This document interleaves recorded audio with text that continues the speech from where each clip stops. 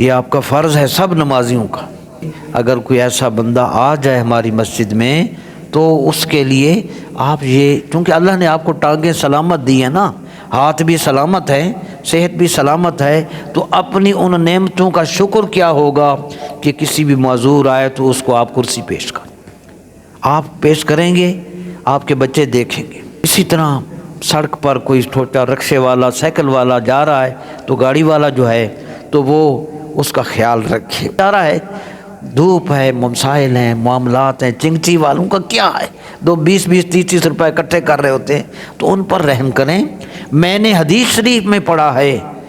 حل تنصرن وترزقن الا بضعفائکم، معاشرہ میں یہ چھوٹے لوگ، غریب لوگ، ریڑھیوں والے، یہ چھوٹے چھوٹے لوگ جتنے بھی ہیں، فرمایا ان کی وجہ سے اللہ تمہاری مدد بھی کرتا ہے اور تمہیں روزی بھی عطا کرتا ہے۔